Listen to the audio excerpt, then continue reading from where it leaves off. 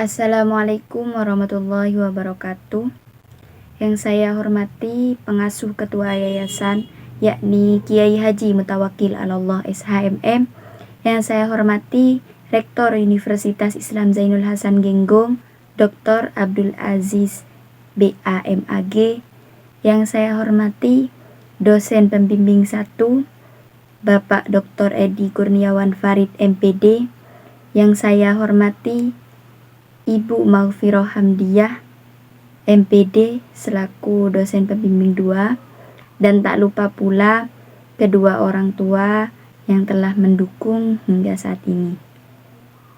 Izinkan saya memperkenalkan diri. Nama saya Nur Badriani dari Program Studi Tadris Bahasa Indonesia, Fakultas Tadris Umum. Di sini saya akan memaparkan proposal saya yang berjudul Pelanggaran Prinsip Kerjasama pada Wacana Humor, tayangan lapor Pak Trans TV, serta implikasinya terhadap pembelajaran bahasa Indonesia di SMA. Baik, langsung saja. Di sini ada latar belakang. Yang pertama, adanya pelanggaran prinsip kerjasama sehingga terjadi wacana humor. Jadi pada penelitian ini dilakukan karena adanya pelanggaran prinsip kerjasama sehingga terjadi wacana humor yang ada di dalamnya. Yang kedua, di sini ada tujuan pelanggaran prinsip kerjasama. Jadi setelah terjadi pelanggaran prinsip kerjasama, itu terjadi adanya tujuan pelanggaran prinsip kerjasamanya. Yang ketiga, di sini pelanggaran tersebut terjadi pada tayangan lapor Pak pada akun YouTube Trans 7 Official. Nah, di sini pelanggaran tersebut terjadi pada tayangan lapor Pak sehingga pelanggaran prinsip kerjasama yang terjadi itu menjadikan wacana humor seperti itu.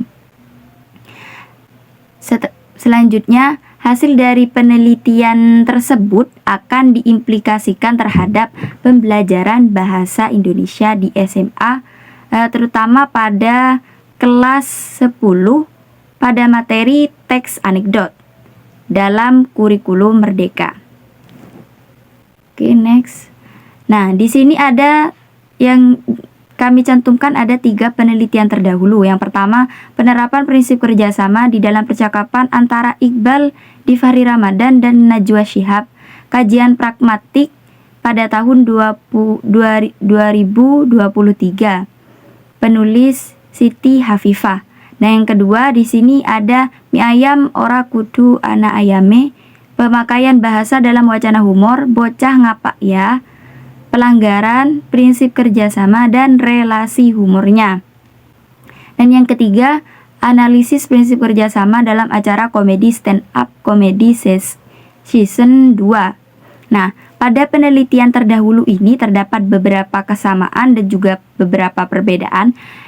Persamaannya, penelitian ini sama-sama meneliti pelanggaran prinsip kerjasama yang ada pada tayangan, semisal stand up comedy. Ini percakapan antara Iqbal dan Najwa Shihab juga pada tayangan narasi seperti itu.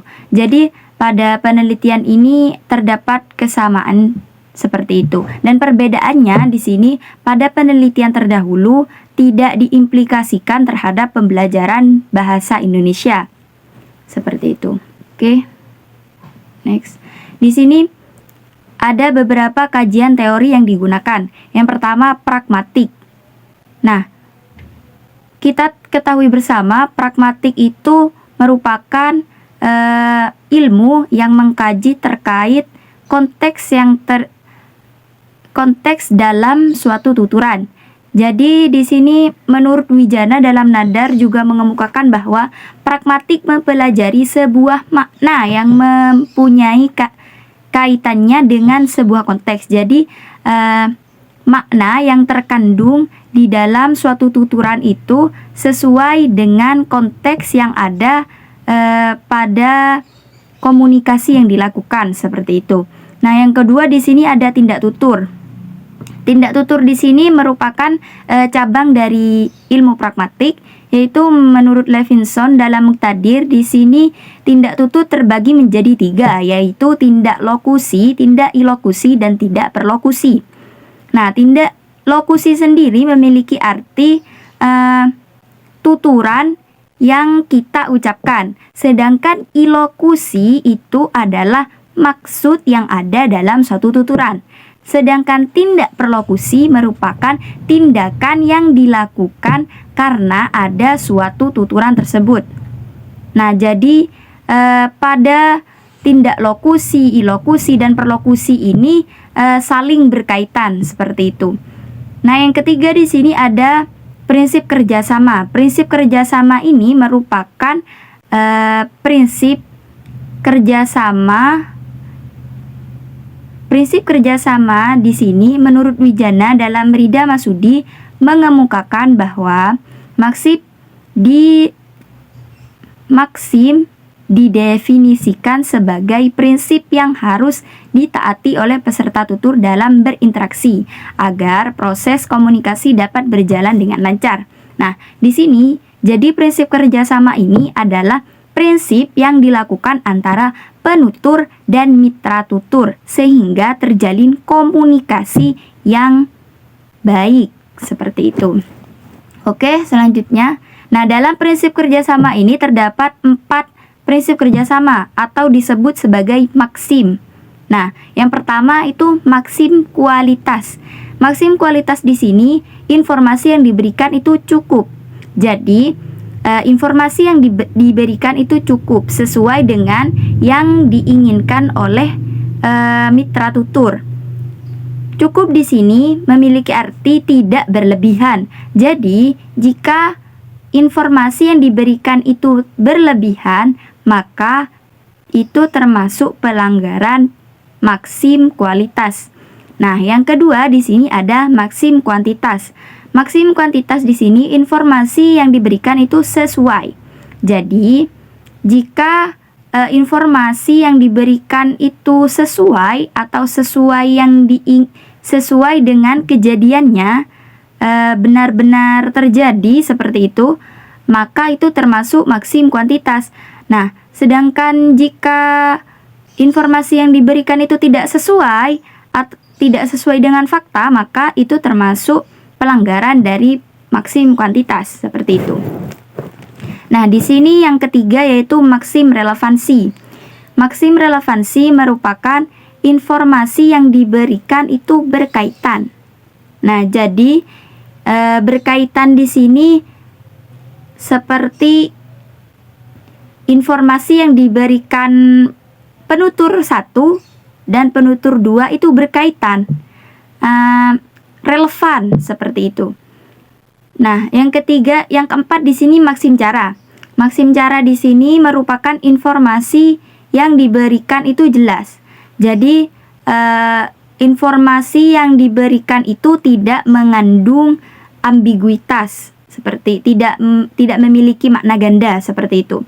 Jadi informasinya yang diberikan jelas seperti itu. Nah, jika terjadi informasi yang tidak jelas, maka itu disebut sebagai pelanggaran maksim cara. Oke, selanjutnya di sini ada tujuan pelanggaran. Nah, pada tujuan pelanggaran di sini pelanggaran prinsip kerjasama memiliki 4 tujuan, yakni melucu, menyindir, menghina, dan merayu. Nah, melucu di sini memiliki arti menghibur. Sedangkan menyindir itu menghina secara halus seperti itu. Oke. Lagi ya. Oke, kajian teori selanjutnya yakni tujuan pelanggaran. Pelanggaran prinsip kerjasama di sini memiliki 4 tujuan, yakni yang pertama melucu, menyindir, menghina, dan merayu. Yang kelima yaitu humor. Dalam KBBI, humor merupakan sesuatu yang lucu atau keadaan di dalam cerita dan sebagainya, menggelikan hati, kejenakaan, dan kelucuan. kajian teori selanjutnya yakni implikasinya. Nah, di sini implikasi memiliki arti saran. Jadi, hasil dari penelitian ini disarankan untuk menjadi acuan dalam pembelajaran. Pada fase E, capaian menulis, di sini peserta didik mampu menulis gagasan, pikiran, pandangan, arahan, atau pesan tertulis untuk berbagai tujuan secara logis, kritis, dan kreatif dalam bentuk teks informasional dan fiksi. Nah, dengan demikian hasil penelitian ini dapat dijadikan bahan ajar pada teks anekdot.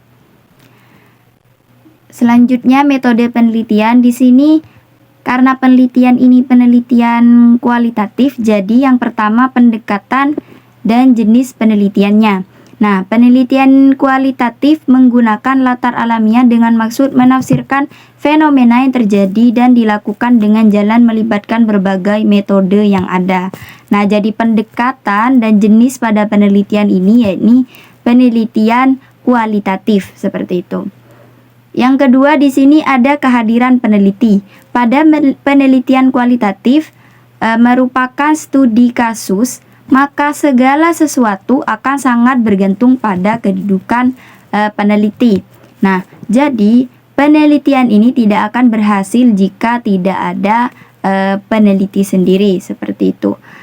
Yang ketiga, sumber data dan data. Jadi sumber data di sini merupakan suatu hal yang bisa dijadikan sebuah data dalam melakukan penelitian. Sedangkan data adalah hasil yang diperoleh dari sumber data yang dipilih seperti itu. Yang keempat di sini yakni teknik pengumpulan data. Maksum mengemukakan bahwa teknik pengumpulan data yang dilakukan pada penelitian bahasa bisa dilakukan dengan teknik sadap, teknik simak bebas libat cakap, dan teknik catat. Teknik sadap merupakan teknik yang dilakukan dengan menyadap penggunaan bahasa seseorang dengan cara mendengarkan rekaman atau video seseorang. Yang kedua, simak bebas libat cakap. Nah, setelah peneliti melakukan teknik simak bebas libat cakap dengan cara peneliti menyimak terlebih dahulu tuturan yang masuk dalam kategori penyimpangan maksim. Setelah itu, peneliti hanya menyadap penggunaan bahasanya saja, namun tidak terlibat di dalamnya. Nah, yang ketiga di sini catat. Teknik catat di sini dilakukan pada penelitian ini dengan cara mencatat tuturan antar pemain atau tokoh pada tayangan lapor Pak Trans TV yang mengandung penyimpangan maksim seperti itu. Selanjutnya teknik analisis data. Yang pertama, reduksi data. Yang kedua, paparan data, dan yang ketiga, penarikan kesimpulan dan verifikasi. Nah, jadi pada teknik analisis data itu dimulai dari reduksi data terlebih dahulu, setelah itu paparan data, setelah melakukan paparan data, lalu kita melakukan penarikan kesimpulan pada hasil dari paparan data yang sudah dilakukan.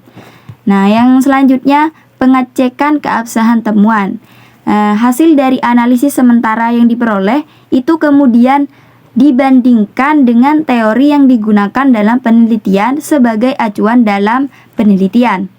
Nah, karena penelitian ini penelitian kualitatif, jadi hasil dari analisis sementara yang diperoleh itu kemudian dibandingkan dengan teori yang digunakan. Seperti itu. Baiklah, demikian dari saya. Terima kasih. Wassalamualaikum warahmatullahi wabarakatuh.